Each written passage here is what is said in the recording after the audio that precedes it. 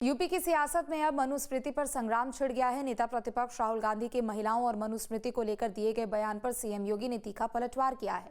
CM योगी ने राहुल गांधी पर संविधान की शपथ और भारतीय विरासत का हवाला देते हुए कई गंभीर सवाल खड़े किए। यानी मनुस्मृति के मुद्दे ने एक बार फिर बीजेपी और कांग्रेस के बीच वैचारिक सियासत को गरमा दिया है।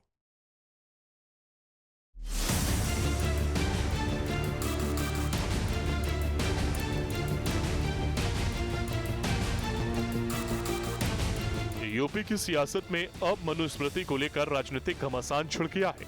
नेता प्रतिपक्ष राहुल गांधी के बयान पर मुख्यमंत्री योगी आदित्यनाथ ने तीखा प्रहार किया।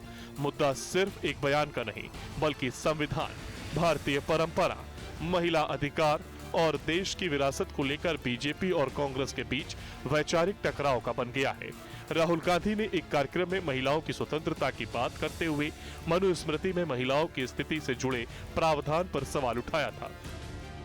Manusmriti, which says in childhood a female belongs to her father, in youth she belongs to her husband, when her lord is dead she belongs to her sons. A woman must never be independent. This is a direct quote from the Manusmriti, and these words are a shame, because these words should never ever have been spoken. अब मुख्यमंत्री योगी आदित्यनाथ ने राहुल गांधी के बयान को लेकर कांग्रेस पर सीधा राजनीतिक हमला बोला है। महाराष्ट्र के अंदर उन्होंने एक बयान दिया, उन्होंने बयान दिया कि महिलाएं मनुस्मृति के बंधन को तोड़ करके अब बाहर आ जाएं। राहुल जी, एक राहुल गांधी के रूप में आपसे देश बहुत अपेक्षा नहीं करता है, कोई अपेक्षा नहीं करता है, लेकिन भारत की संसद में, भारत की सर्वोच्च पंचायत में नेता प्रतिपक्ष के रूप में आपको देश के लोकतंत्र के प्रति जवाबदेही बनाता है। आप मनु पर या राम पर या भारत की विरासत पर टिप्पणी करते हैं। मनु को जानना है तो आप अथर्ववेद पढ़िए, शतपथ ब्राह्मण पढ़िए, मत्स्य पुराण पढ़िए।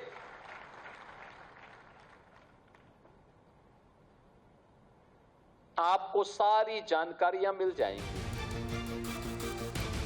दरअसल मनुस्मृति को लेकर विवाद कोई नया नहीं है। भारतीय राजनीति में लंबे समय से मनुस्मृति को लेकर दो अलग अलग वैचारिक धाराएं दिखाई देती हैं। एक पक्ष इसे प्राचीन भारतीय सामाजिक धार्मिक परंपरा से जोड़कर देखता है, तो दूसरा पक्ष इसके कुछ प्रावधानों को सामाजिक असमानता और महिलाओं के अधिकारों के खिलाफ मानता रहा है। इसी वजह से मनुस्मृति का मुद्दा समय समय पर राजनीतिक विमर्श का हिस्सा बनता रहा है। अब राहुल गांधी के बयान के बाद वही बहस राजनीतिक मंच पर लौट आई है।